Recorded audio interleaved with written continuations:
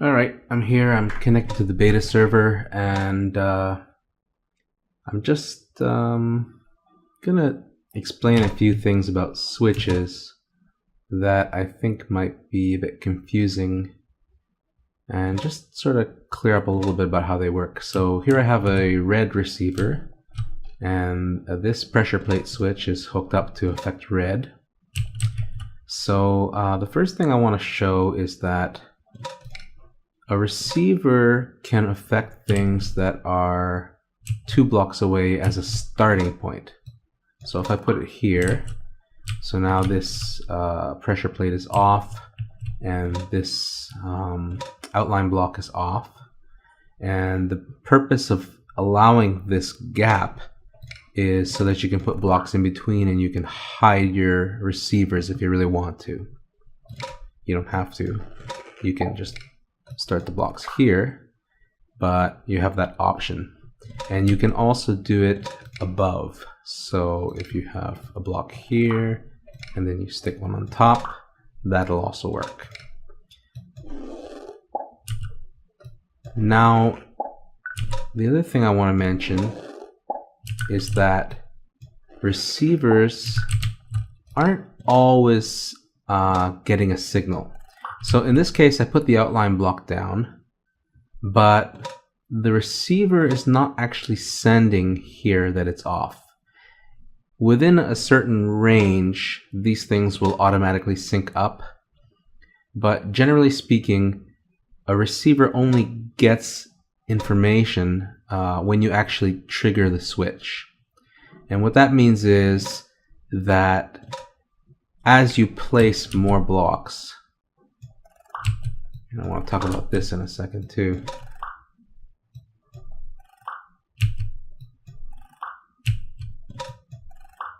Now you'll notice that these two are out of sync.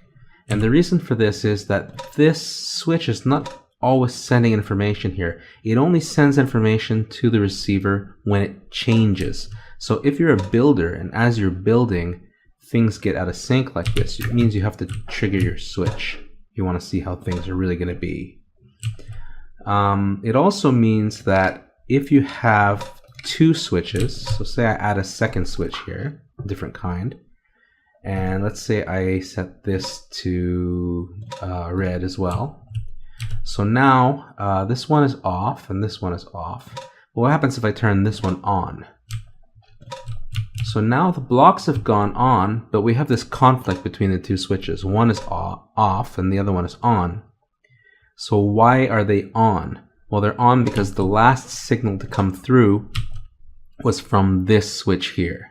So now if I were to go and jump on this pressure plate, I sent an on signal, so they're still on, nothing changes. But as I step off, now they go off because the last signal was coming from this switch here saying go off, even though this one here is on. And again, things get out of sync when you build. So as you place switches or place switchable blocks or place receivers, things are not necessarily going to stay in sync all the time. And the reason for that is basically so that we don't have to search every single switch and every single receiver in a big realm every time you place a block, because otherwise we would have to do that to keep everything in sync all the time. So it's an optimization. So now the other thing I want to mention is, as you can see here, I have 1, 2, 3, 4, 5, 6, 7 blocks. I can go up to 10 in every direction. So I can add here, and I can come this way, and I can go this way. The only place where it doesn't go far is if you go above.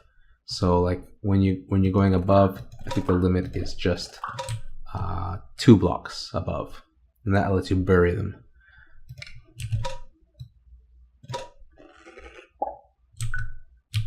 So that'll affect all of those.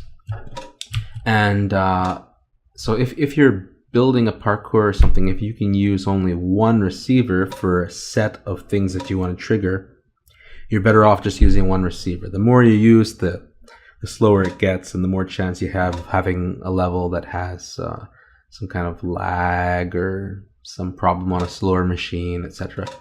So there's no reason to place a ton of receivers. And of course, it's just, you're not wasting your blocks. So I'll just give an example of that down here. As you probably saw in GDog's video, these spud bugs can trigger switches. And so here I have a set of poison spikes making a bridge. So let's say that this was a bottomless realm like this, and I had to get across this bridge. I could time this. Am I gonna make it? Oh, I just made it.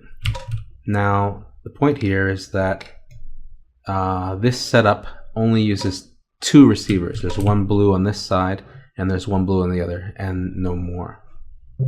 Set it back. I guess I gotta run across to get back, but I don't want it bottomless, really. Okay. I think that's all I wanted to explain for now. Still testing this, still working on it, getting the final bugs out, but it should be done pretty soon. At least version 1. And we'll expand the switches. If people are using them and they really like them and they want to affect more things, then we'll certainly add to it as we go. Thanks for watching.